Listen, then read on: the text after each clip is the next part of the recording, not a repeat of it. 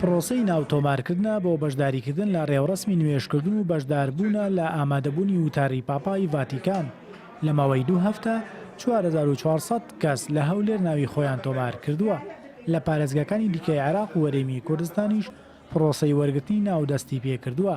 بۆی ڕێکارەکانی خۆپارێزی لە ڤایرۆسی کۆرۆنا تەنها ڕێگە دەدرێت 10,000 کەس لە یاریگای شەید فەرانسۆ هەریری لە شاری هەولێر بەشداری پێشوازیەکە و نوێژکردنەکە بکەن.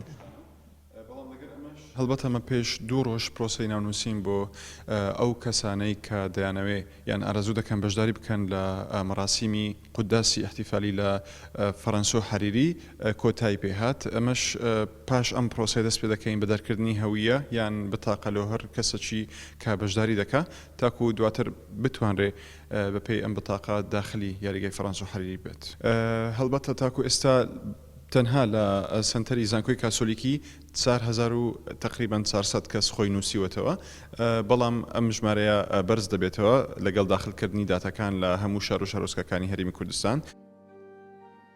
بڕیارە سەرەتای مانگی داهاتوو پاپای ڤاتیکان سەردانی عێراق و وەرێمی کوردستان بکات، لەگەڵ بەرپرسانی باڵای هەرێمی کوردستان کۆ دەبێتەوە، دواتر سەردانی چەند شوێنێکی سنووری پارێزگای نینەوا دەکات، دواتر دەگەڕێتەوە هەولێر سەرپەرشتێری ڕێوەڕەسمی پێشوازیکردن لە پاپای ڤاتیکان وردەکاری سەردانەکەی پاپا بۆ وەرێمی کوردستان دەخاتە ڕوو.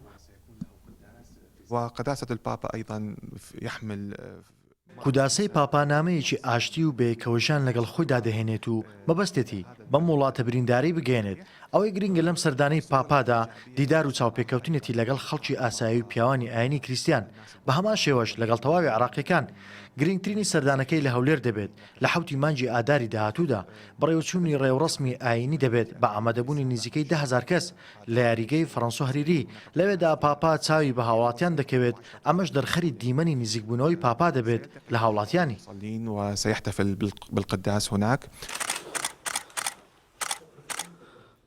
بە گوێرەی بەرنامە ڕاگەنداوەکەی پاپا فرانسیس لە 5 سەی 2021 دەگاتە بەغدا.